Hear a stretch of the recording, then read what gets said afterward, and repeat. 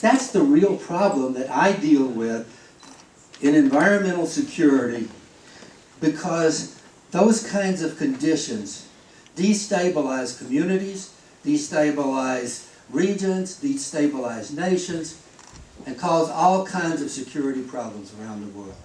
And if we don't have those kinds of problems, it's a lot easier for us as a military to plan and execute our primary mission for the United States, which is the defense of the country. But we used to call this stuff preventive defense. If you don't have a war, that's the acumen of the best that you can do in defense.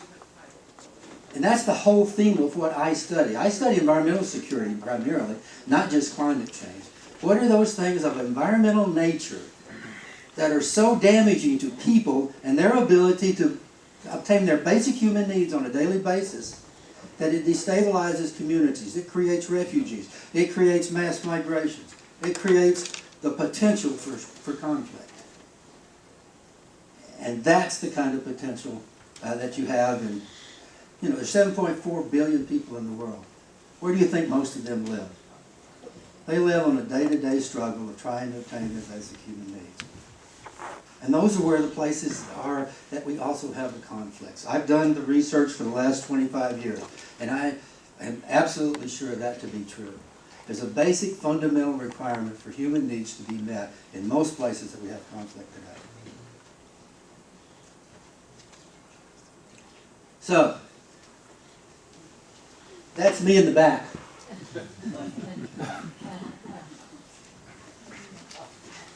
And you're represented by this young lady here. And I always say I don't know exactly who this guy here is, but I believe he lives in Wichita and he's got a brother.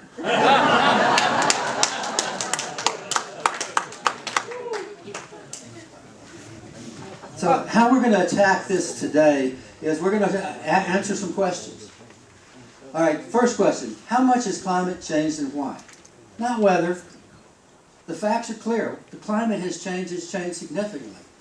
It changes all the time, but usually it changes over very long time scales, centuries, and thousands of years, not over 150 years.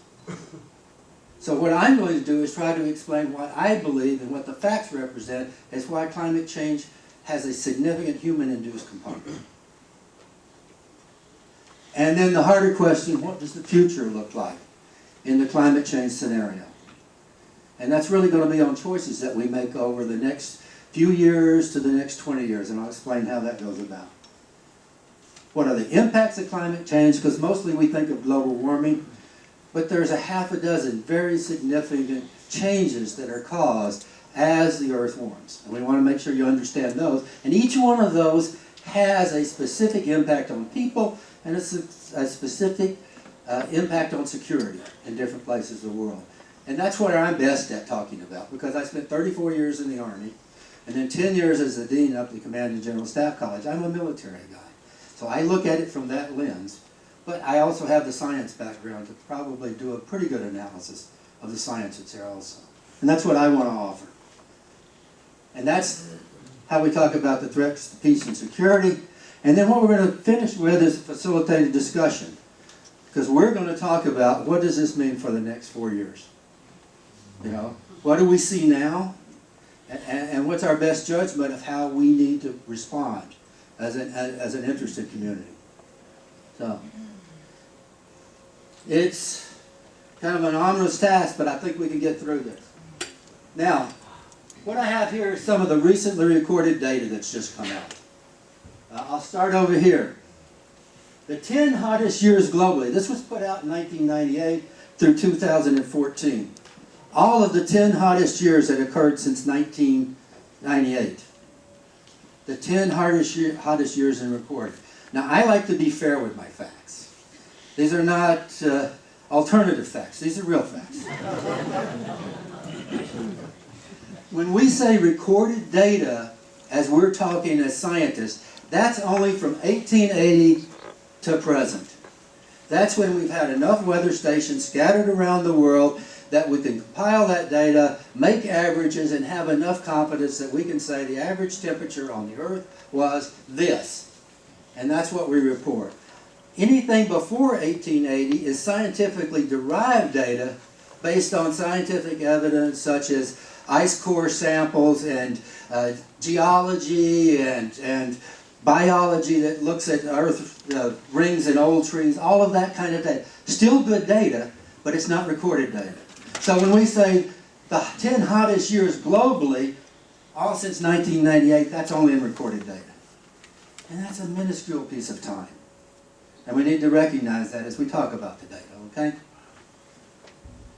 So this is how the average data has been calculated since 1880 from recorded data. Now I'm going to come back to this, but this shows the relationship between the change in carbon dioxide concentration and temperature. Here's where temperatures have been going. The red line is where carbon dioxide has been going.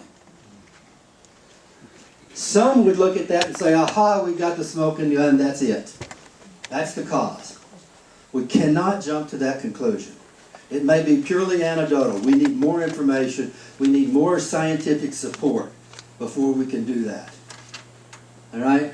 And then the last thing I forgot to point out is 2015 and 2016, we got new records set. Both of those were warmer than any of the years before. So for the last 12 years, the warmest in recorded history, they've all occurred since 1998. If you do statistics, the probability of that occurring without some influence, some causal relationship somewhere, some smoking gun, is almost zero. You got about as much chance as striking a match on a soggy Kleenex as that being actually happening just by accident. Some more data. January 2016 was the hottest in recorded history. But the reason I put this up here is I want you to look at this. This shows temperatures from 5 to 10 degrees Celsius warmer than average in January on the Arctic Circle. Because we're going to come back to that because that's a big deal. That has a huge influence on a lot of things, and certainly from security implications, as you'll see. And then this is another piece of anecdotal data. March 2016 was the first time in recorded history, which was from when? 1880 to now, that all 48 states were above average. Again, the probability function to calculate that all 48 states in the lower 48 for the whole month, not one of them was below average or even average. Very, very, very, very small probability. Got a much better chance of winning the lottery than that occurring without some causal relationship. So that's what we as scientists have been looking for the last 25 years. Why is this occurring? How can we substantiate that it is a component of human-induced change? And then this one was reported, and I'll just talk through a little bit. I taught geography at West Point for 15 years. And this is the classic map we teach geography. You have North America, and you have the global circulation model for North America. You have the global circulation that occurs in the southern hemisphere. You have the doldrums in the middle, and never the two twain shall cross. That was our picture of what goes on in the Earth's climate system. And in June this year, they mixed. There was a crossing of the global northern circulation into the southern hemisphere. So they changed the whole pattern as we knew it. Now the reason I look at that very, very cautiously is because, right here, our ability to monitor this stuff is only about 25 years old. This is done with high altitude satellites that record hyperspectral imagery. They record a wide band of energy, from the visible to the hyperspectral to the, they record them all. So this tells us about the temperature and the currents of the air. We've only been able to do that for 20 years, so we may have been wrong. They may mix every 20 or 30 years and we don't know about it. But that's something that was unexpected, so it's something we need to look at. And again, ask why. All right, what do we know? We know that this is how the Earth works. Nobody has violated that yet. The Earth, the sun is the only source of energy that we have. The geothermal we do not count because that's evenly distributed and doesn't impact the surface. Short wavelength radiation hits the surface, bounces off as long wavelength radiation. The greenhouse effect captures the long wavelength radiations and causes the surface of the Earth to be warm. A perfectly designed system. Somebody really big must have thought of that one. And what controls this temperature is the concentration of these gases in the atmosphere close to the Earth. Nobody disproves any of that science. What we also know is that the sun's energy varies, and that can change the temperature on the Earth. We know that the reflectivity of the Earth's surface changes with time, and that can change the amount of heat that's retained and can change the temperature of the Earth. Those are the three things that'll do it. It's a simple model, but it gets really, really complex when you look at the biology, the chemistry, the thermodynamics, the geophysics, and all of the interactions of those things in the Earth's surface. Whether it's on the Earth, the solid ground where the biology is interacting with the chemistry, is interacting with the thermodynamics, or whether it's in the water. And then when you got both of them going on at the same time, very, very, very complex model. And we spent the last 30 years greatly expanding our knowledge of that. Mostly driven by work done by led by the UN Commission on Climate Change, which has been functioning for the last 25 years. They put out 5 reports. Most of the data that I use is from the UN data because they vet everybody else's work and then verify whether it is defensible science, and then they put it in their reports. They don't actually write the science. Sometimes they fund research where they see holes. And they've been doing this for, like I said, 25 years. One of the points I'm going to make is one of the things that's a threat right now is the U.S. participation in the UN framework for climate change. They've talked about us pulling out and quitting funding any of that work, which would probably be the most decimating thing that we can do to the system, because we have learned so much about this through that effort. That's 2,000 scientists from 196 countries, all working to reach a consensus about what's really going on in all of these complex chemical, biological, thermodynamic systems. And the progress has been quite amazing to me. That you get 2,000 scientists to agree on anything is just almost amazing in itself. So, what I want to do is, I want to work my way down through here. We'll look at the sun's energy variations and what we've seen about that recently. We'll look at the reflectivity and what might influence that. And then we'll look at the changes in the greenhouse gases. So we'll give all 3 of them a fair look. This is the variation in the sun's energy from 76 to 2011. And the blue line above that is the change in temperatures that occur. They have influenced it, but it has not been a strong influence. Okay? That's not the smoking gun. And over history, it never has been, quite honestly. Reflectivity of the Earth's surface. The big one is here. Remember that short wavelength energy that's hitting the Earth's surface coming directly from the sun? When it hits this, the ice, more than 90% of it stays as short wavelength radiation and reflects all the way back into space. It's not retained. When the ice melts and it hits the water, 90% of it is absorbed. And then it either warms the water or is reflected back as long wavelength radiation as heat back into the atmosphere, which then interacts with the greenhouse gases. So the significant change in any of the reflectivity is associated with the loss of ice cover, both at the poles and on many of the major ice caps in the world, like the Tibetan Plateau, the Andean Plateau, and even in the United States. a lot less snow cover, 20–30% less. What's the circle? That's the Arctic Circle. Well, why is it so small over there? Yeah, what's the circle? They've blown it up.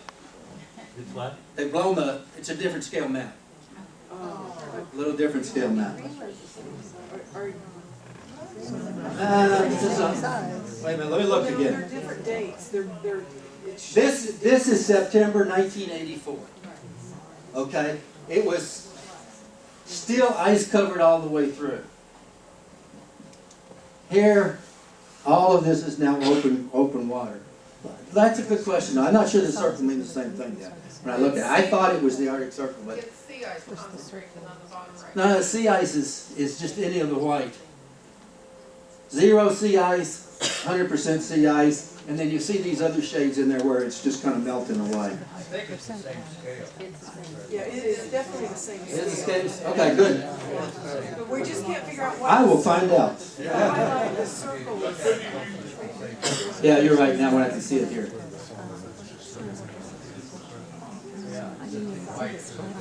Yeah, And the solid white is 100%. 100% sea ice.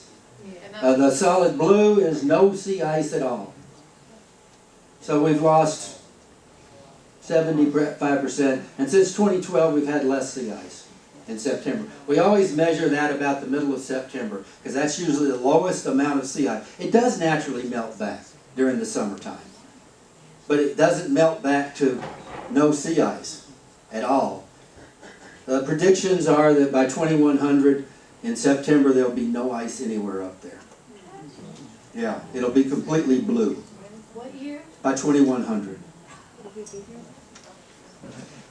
So, number 3 of our issues was the greenhouse gases. 2,000 years ago, the primary greenhouse gases are carbon dioxide, methane, and nitrous oxide. This is what they did up about till 1850, 1880. Please, sir. The slide before, please. Was there a prediction in 1984 about how long might take for this? There was, and we got it wrong. We started predicting this in the first assessment report, and we didn't expect it to go away. We expected this by 2100. Something in this level. The one thing that we didn't do, the scientists didn't do a good job of, was predicting how fast the ice was going to go away. And I think it was because this has got what we call a feedback loop. Because a little bit less ice, more heat absorbed, it went at a much faster rate than the first predictions. Even between the 4th and 5th report. So are they better at that now? Or? Unfortunately, yeah, we are. But we're using the current estimates, which is about 1.5% per decade in the loss of total ice. And in geologic time, that's like the land speed record. That's going really, really fast. When we talk about geologic, earth-moving events, that's just way too fast. We're going to go to that data in a minute. Good, thank you. Please keep me straight. You try to go really, really fast through this, but you don't want to create these uncertainties as we go through it. So what happened here? The Industrial Revolution. And we all knew it was going on. We saw those events. We poisoned ourselves with carbon in some of the cities in the United States. Certainly did. We saw it in London. We saw it in many places around the world where the overuse of the carbon monoxide and carbon dioxide producing substances caused problems. But we didn't know that it was collecting up at high rates in the atmosphere. We started recording CO2 really, really well at a place in Hawaii, I think in 1950s. They started recording CO2, a Mauna Loa crater in Hawaii, and we've been following it since. So this is methane, and that's in parts per billion. This is carbon dioxide in parts per million. Now, if you looked at the slide carefully that I presented back in the recorded data, it noted that in December of 16, carbon dioxide hit 402 part per million. We finally crossed the 400 part per million line. For all history, we ran in around 270. Going up and down. I'll show you one over an extrapolated data over 400,000 years in the next slide. And you'll show the variability that has occurred. But we've never seen these levels before that we recorded. Yes, please. So, just to make sure everybody understands, you're saying that we've only recently been collecting the data. So how can you extrapolate that backwards? What tools, what kind of sampling, core sampling? The thing they do most is they core sample ice, and it's got air particles in it. And they can actually measure the concentration of the different gases in the different times, because that ice has got age with it too. You use carbon dating and things like that to determine the ice. It's relatively good. I mean, is it perfect? No. But if you do it with enough different people and they compile that data, then it's an average. And you'll see some of the things will have error bounds around my lines. That means it could be this, it could be that. But 99% probability is somewhere in that range. That's as good as you can do. Question. But that's why it's good to understand the difference between recorded data and the scientifically derived analysis of data. Please, ma'am. Can you say on that slide that you've got carbon dioxide, methane, nitrous oxide, what produces those gases? Carbon dioxide is the byproduct of burning any hydrocarbon. You burn, methane is a hydrocarbon. You burn methane, you produce three things. You produce CO2, you produce water, and you capture heat. That's what we burn it for. We burn it to get the energy. And that energy recovery comes at a cost of producing CO2. Now there's a natural cycle to put that CO2 back into green plants, goes back into the ocean and stuff. But the more carbon dioxide we produce, the more it challenges those other systems to try to get to equilibrium again. Everything's trying to get back to equilibrium. What about nitrous oxide? Nitrous oxide is a product of an industrial revolution. When you heat up a boiler, you've got oxygen in there to burn with hydrocarbon, but you've also got nitrogen with oxygen. So you get a various group of nitrous oxides that are produced when you burn stuff at high temperatures. Incinerators produce it. It's produced by lots of industrial processes too. So It's an industrial contaminant. are automobiles and vehicles, do they primarily produce carbon dioxide, or is that going to be from your factories and? It's all of the above. It is. It's all of the above. We put catalytic converters on the systems to remove some of the harmful nitrogens that causes smog and stuff like that. But you're still producing small quantities of those. And lots of industrial processes, all kinds of different industrial processes. It's a byproduct. Is it anything that is it combustion? Is it combustion that does that? It's mostly combustion because you're heating all of that air up to a very high temperature, and in the car you're putting it under extreme pressure. That's what you need to make those oxides of nitrogen, is those high pressure conditions and high temperature conditions. That's what a car does, and that's why we had to put catalytic converters on it, to reduce the smog. I just learned on a tour of Boulevard Brewery that making beer creates carbon dioxide, and they have a room that they had us in, and they said that we can't stay in here very long or otherwise we'll get carbon dioxide poisoning. I've heard of carbon monoxide poisoning, and I used to have to deal with that as an industrial hygiene guy. Carbon dioxide, it takes a lot. So it must be very, very strong in there. It may deny you your ability to get the carbon monoxide shuts off your ability to use oxygen. Yeah, I said their employees aren't allowed to stay in that particular room very long. Yeah. They have to go in there for maintenance and various things. One of the problems we have is we've known about carbon dioxide a long time, but it was okay. Because when it's dumped into the atmosphere in a city or a place like that, anything but a confined space, it doesn't get to a high enough concentration that it'll make us sick at all. So it was a good gas until we started figuring out the relationship back on the world globe map again, there and then there. Just to be fair, can you describe methane as well? You're saying Methane. carbon and nitrogen, Yeah, okay. and the methane. Okay, methane comes from heavily from the agricultural industry and from byproduct of decomposing manures. It's the biggest producer of it. There's also a lot of methane in the natural system.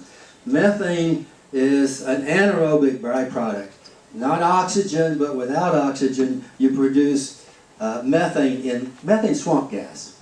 So in a swamp that's devoid of oxygen in the water, you get methane rather than CO2 coming off as the, and more and more animal product, big feedlots, those kinds of things have become a primary source. The scary part about it is methane is like 15 times more virulent as a greenhouse gas than CO2. It's in parts per billion, but it's a much stronger. We used to not worry about it, but we've done the accounting, and it's something that has to be dealt with. Yes, ma'am. Methane also, I think, is a byproduct of natural gas flaring and fracking. Well, when you flare it, you burn it. It's what you're converting it to CO2. And methane also is thawing permafrost. Yeah. So the more you thaw the Arctic, That's the natural system that we really worry about. Uncover all of that. If all of Greenland released all of the methane that's stored in that, which was permanently frozen ground, we thought, there's some scary results. Those are the doomsday events when we start looking at things. That I don't foresee, but I don't, again, everything has a probability.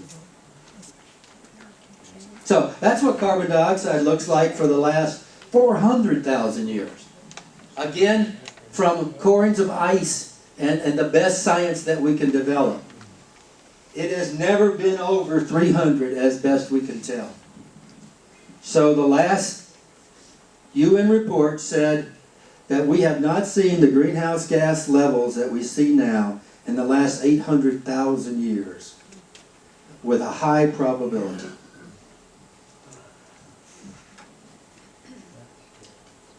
So here's where the scientists take hold and start looking for the causal relationship. They start building maps of what we know in all of the different ways you can derive that. There's no absolute agreement that this is the right way to do that work. But a lot of people, and you can see they trend the same. And what we've done over the last 25 years is, as we've done with most things in the environmental, we've tried to build a system of models. Mathematical representations of what actually occurs in nature. Some of them are real simple when we're dealing with air. Some of them are very, very complicated. But we have constructed the model that says what are the changes that change the Earth's temperature that are natural, those three things that we just went over, and what are the influence from the man's input to the system. And that's what the models show is the total and the human induced, and that's what it would look like if it was natural. And the lines start separating, and they're getting more and more varied from here on. Can I ask, what are observations? What? That's what you do. First thing you do is when you get your model built, you go back and you take all that recorded data. And if it can't reproduce that faithfully, then the model's no good. So that's the first thing you do is you take actual data sets and stuff it back into your model and say, how accurately does it predict this change we saw? How accurately does it predict this change that we saw? And that's why there's some variability in the models that are there. Are they perfect yet? No, we still have some science to go, I believe. But we have to get started at it now. That tells us at least enough to know that 2,000 scientists with a high probability have agreed that at least, and they're being very conservative, more than 50% of the climate change we see today is driven by human-induced change to the greenhouse gases. So just That's the bottom line. So understanding, when I see observations there, and I see Here's the actual measures. go up, there's a correlation between observations and human factors. But Yeah. are there more observations now? Does that point to data? Is that what? That's observations- actual measured data. So, could it have been in 1940 if there had been as many observations, that blue would have been higher? Because it looks like No, I mean, when you do an observation, we're using averages. So you take all of the data that you can derive that you say it's true. You know, it was 78 degrees in Kansas City on this day. And you average that from all over to get that black line. That's as good as you can do with the observed data that's there. The observed data has gotten much, much richer. There's now thousands and thousands of weather stations that now record this. But I guess what I'm asking is, if we had the same number of observations in 1940, would that chart look different? no, I don't think it would. I think we would be much more confident about what it was there. We'd be as confident then as we are now. And they are highly confident in the data they've got there, which means the error bounds around what the model produces and what the actual data shows is very, very close. So someone can't argue that the reason why... Because we didn't have enough data? Yeah. Right. No. That's what I'm asking. No, sir. How many slides do you have? Gosh, I think I have 30. And how many are there now? Maybe should we not have first? No, we'll get through that. All right, we're not gonna go long, but it's a good point. Okay. So these are the actual facts that are reported by NOAA, NASA, and the best government scientists you've got that have the occurrences that are going on right now in the United States. What has been measured, observed. Now, one of the, as you'll see in a minute, measuring temperatures, extremes and stuff like that, that kind of data is very factual. Many of the impacts it's harder to deal with because there is not that closure between, you can't model how many tornadoes, how many hurricanes, how many high sea events. We'll talk about that in a bit, but look those over. Jerry just passed out a reading to his group that talked about the response that Kansas farmers are having based on what they know is the real changes in their environment and the hardships they're having to make a living, to produce the food that we need under the conditions that now exist in climate change. Now, whether it's human or natural, doesn't matter to them. They're not able to do what they've been doing for the last 150 years here in Kansas. And they have to make changes in the way they go about doing their business. And I'm kind of like that in the military. Whether it's real, man-made, natural, whatever it is, when we have insecurity, instability, massive refugee problems, mass migrations, it's a threat to the security of the United States. We have to deal with it. But my message is, every piece of data I have says it's driven by a strong component, which is human. And the natural is there too. It's there.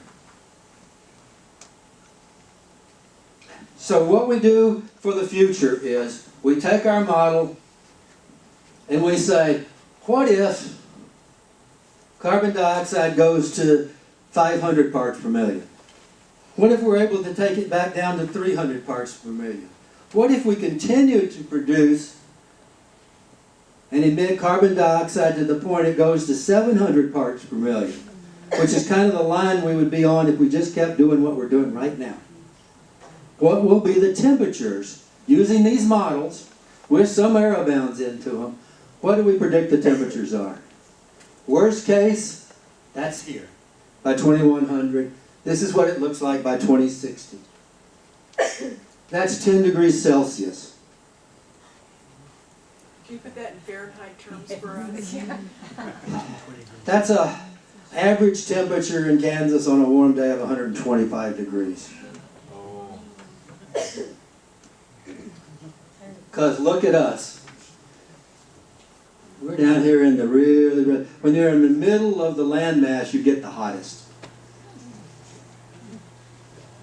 If we're able to control emissions and bring them down with the goal of UN is to try to limit it to 2 degrees Celsius by 2050 and get back to an acceptable low level of man-made emissions of the greenhouse gases by 2100, and it still gets to this hot. The reason being is the residence time of CO2, methane, and some of those other gases are up to 100 years. They stay in the atmosphere for a very long time. So our emissions to date have already paid for at least a couple of degrees Celsius rise in temperature over the globe over the next 50 or 60 years. We decide, depending on how much we're able to control our emissions. That's the message. That's why it's so important. Say, Yeah. I'm going to skip that on one. that last slide, what if the baseline was like 2000 to 2014? What if we had a closer baseline to now? Well, the baseline now is over many parts of land masses, we've already hit 1.5 degrees Celsius rise over the base temperature they're using here. We've already hit 1.5. Right. And theoretically, it's going to rise if we stop any more escalation at all, we still rise 0.6 of a degree because of what's already happened. It's going to look like this guy right here, which is approaching 2 degrees Celsius. Yeah, that's going to happen if we stopped everything today. Yeah, because that's just the lag effect of what's already been put into the atmosphere. And we're not going to get to zero tomorrow. We're not going to get back down to that. We're still going to need energy. There's still the conundrum of how you power transportation systems. Gas, a little gallon of gas is a hard animal to beat. It's a very efficient way to drive my car 50 miles. And what you are able to do to replace that. Houses and stuff like that, we've got the capacity to use a lot of renewable energy to almost displace all of that. But there's still some transportation and some other demands for energy that will challenge us. We haven't gotten all the answers yet. We've made great progress, I think, considering that it's not well accepted, but we've still made good progress. I'm going to skip that one because I got to watch it. Thank you. So, what are the impacts of climate change? We talked about temperature, but what are those other impacts that are there? I guess I do have to use this one. Here they are. Warming. Right now we've measured 0.94 degrees Celsius. Extreme temperatures. Not that it just on average gets warmer, but the extremes get higher and lower. Sea level rise. Half the world lives near the ocean. They get their food from the ocean and they get their water there too. Sea level rise is a major threat for many places in the world. Changes to the cryosphere is the one that scares me the most, and I'll show you my example. That's the next slide. And as I pointed out earlier, when I start talking about things changing in whole percentage for decades, that's going way, way too fast. That's rates of change that we've never seen before. That's probably the thing that impresses me most to believe the human component. The rates of change in temperature, in ice, in sea level rise are much faster than any natural system can draw. There's 3 different ways that the Earth's spin affects our temperature, the amount of energy that hits it. They operate on time scales of 20,000, 40,000, and 100,000 years. So in 100 years, they're not supposed to be noticeable. In fact, the president's scientists told that to Congress, and they didn't get it. But it was an interesting discussion. Other things, drying. That's what the farmers in Kansas are talking about. It takes a whole lot more water to grow a bushel of corn when it gets warmer and drier. Damaging cyclones. The number of Class 4 and Class 5 hurricanes and Class 4 and Class 5 tornadoes, much higher than we've ever seen. Flooding, storm surge, ocean acidification is a major issue along with sea level rise for the people who live by the oceans. It's destroying coral reefs, which you go, okay, we can probably live without coral reefs. Not really, because that's the food source. The whole food chain kind of works right off of that. up to the fish that people live on. Droughts and flooding, they actually go in the same places. They have floods in the springtime, then it gets so dry in the summer they can't grow their food. But it's easier to see when you use a real example. Why do I use this example? First of all, this map represents 3.2 billion people. Nearly half the earth is represented by this one watershed. And that's what I see there, is a watershed. It's a watershed that's driven off of the snow that's deposited in the Tibetan Plateau and then flows into 7 major rivers of the world. That then waters 3.2 billion people. And then from a military standpoint, I look and say, I've got Pakistan, India, and China. The 3 largest armies in the world, all with nuclear capability, and at best have tenuous relationships. And much of it's about water. Multiple sets of dams and activities going on to get more than their fair share of the water in this part of the world. And as this loses its ice, what happens is it may or may not get the same amount of water, but it'll get it in large gusts, so you'll get flooding during the springtime, and the rivers will almost dry up in the summertime because the snow is not melting in a nice regular pattern, which is the way the ice caps are supposed to make. I always talk about it. I was with the Corps of Engineers for a long time. Never saw a dam I didn't like. But we could not, in the best of circumstances, come anywhere close to a water management system such as this. It's just a perfect system.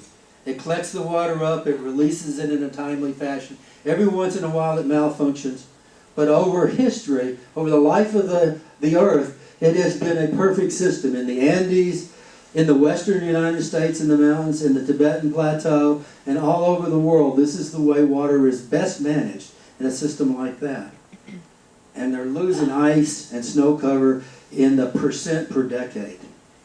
And it's going away really, really fast.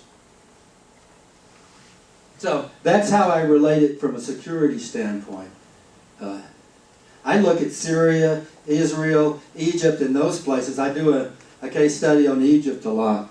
But I look at that and say, if we could solve the water problem in that part of the world, we could again get started on some of the other stuff. But till you get the water problem solved, enough water for all the people that live there, and to grow the food and build that life-sustainable condition for those people, we're not going to get to a solution.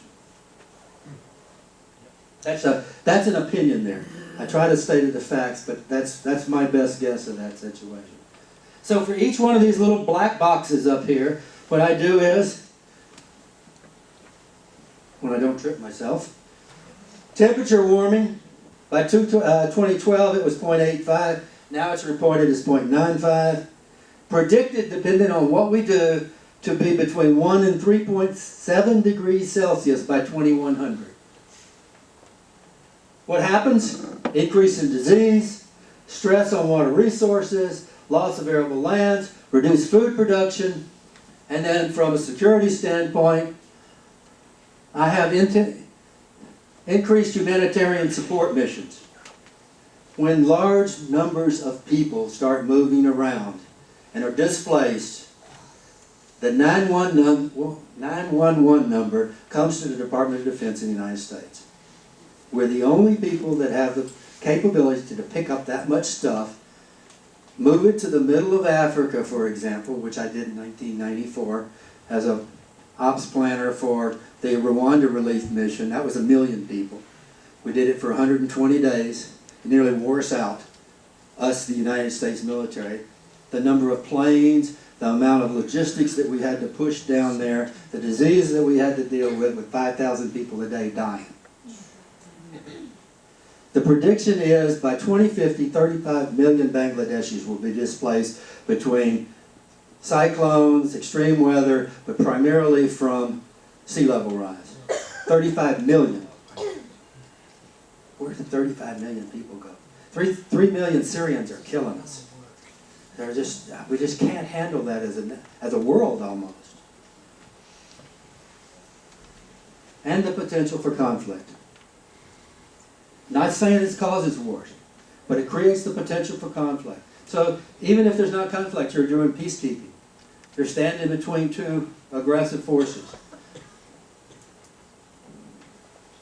Precipitation. Each one of those boxes has its own little cause and effect relationship. And they have a security and a defense impact. But it always goes back to what I said to you first. It's that people do not have the ability to sustain their basic human needs. Usually water is the first that's threatened, and disease is right in there behind it. Because when you don't have clean water, you drink dirty water. And when you drink dirty water, as the doctor that was here talking to us explained, then you get epidemic disease, and maybe you get pandemic disease. One of the other causes is, as it warms, vectors get a wide range of their natural ability to move around. They go from the doldrums in the middle of Central and South America to Florida, if you happen to be a certain kind of a mosquito that carries a couple of the different viruses that are out there right now. It's just the natural system has changed, and now they can live in these places because they're warmer and moister. Those are the kind of threats that we have. So what I constructed for my bosses was a matrix that says, here are the primary changes seen from climate change. We already have measured these changes. These are the reported data changes, not the guesses. Here are the impacts that we're going to see, and here are the threats that we need to be, as a military, planning to execute. I was in Bulgaria about 4 months ago helping them do their emergency planning, because they already knew they're going to have both flood problems and they were going to have drought problems. We were helping design how they were going to look at their military and maybe reconfigure it to be able to address those for themselves. Most of the countries in the world, probably 90% of them, already have this as a primary function in their security policy. The smallest little countries in the world that figured out that climate change has a security implication to them. They need to be thinking about planning for it and looking at ways to mitigate it. So, this is what I say about environmental security, whether it's water security, loss of arable lands, desertification, or climate. And I've given you this. But I'm not a genius. I got this when I started studying this and did my first literature review.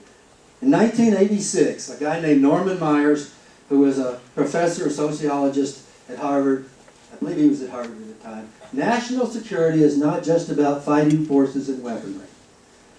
It relates to watersheds, croplands, forests, genetic resources, climate, and other factors that rarely figure in the minds of military experts and political leaders. In 1986. It's not new, is it, at all? One other factor I have to share with you that I use a lot is that a guy named B.H. Liddell Hart, a famous historian from World War I, said the only thing harder than getting an old ideal out of a military mind is getting a new one in. He said that in 1915. That was the problem I was dealing with for the first 20 years. But I'll tell you now, the military minds are not my challenge anymore. We have been studying this for the last 10 years. We have a DoD climate change roadmap. There's a significant amount of work that's going on, and I want to share that with you. But first, I'll just show you this map. This is the way we think about these things in the Department of Defense and in the nation. When we have a security issue, first thing we do is we write a strategy, and then we write planning, and then we man and equip and train for that, and then we go out to our regional combatant commanders and let them look in their local area and say, what are your biggest threats? What are your biggest risks? What do you need to have to be prepared to deal with those things? Climate change has been in that thinking within the Department of Defense for the last 15 years, and significantly in the last 5 to 10. Now, for the second part of our discussion here, I point out, look at the top. The National Security Strategy in the United States is written by the National Security Council, which worked directly for the president. We're in trouble. And the president is changing the configuration of the National Security Council right now. I'm not saying anything about it, I'm just saying the relationship that's there. That's who produces the strategy. The current strategy says climate change is real and it's severe, and is a threat to our national security. It also says, and this was the part that I liked the most, I hope I know where it came from, was that because it denies people their basic human needs. It put the two together. Now, it did climate change, it didn't do environmental security, but that was a major, I think, win for our understanding. So where do we go? In December, November of this last year was the COP21, the Council of Principles, the 21st year of the meeting of the UN group of the 196 countries that had initially considered climate change in 1994. They signed a 12-page document. Here are the things that we said we would do in that. It was signed by President Obama, and it was approved by presidential approval, which means our participation can be removed by presidential approval also. It is not a law, is what I'm saying. We did not take that to Congress. To me, this is a reasonable and fair and balanced start. You can't get it all at one time.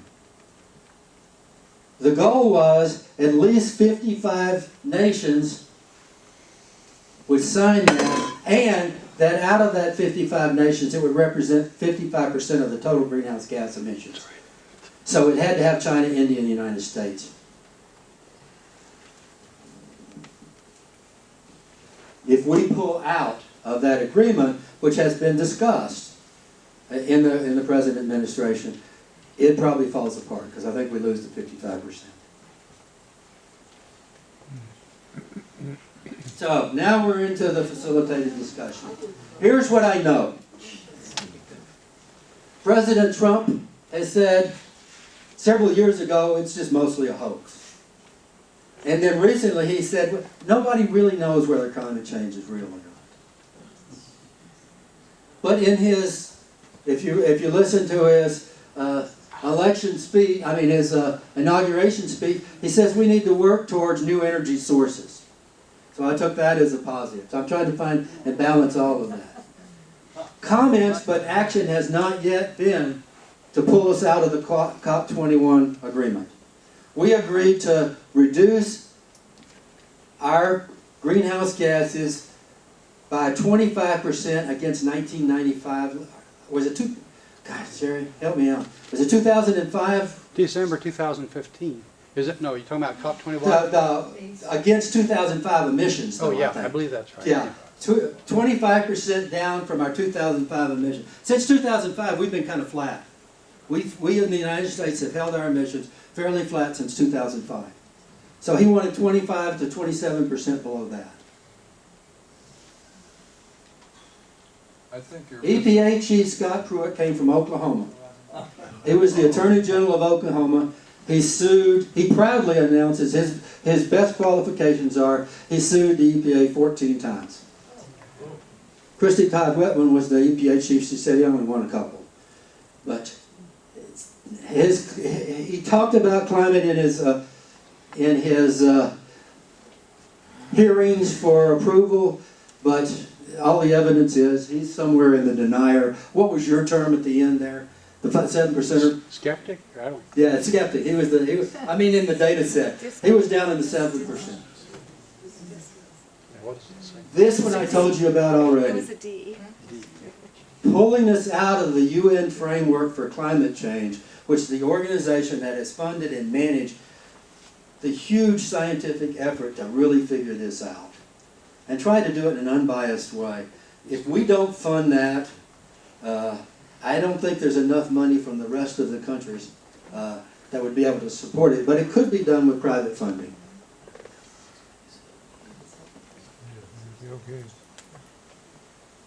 What we saw from the EPA was kind of scary when we shut down all the websites and stuff. That's a personal opinion.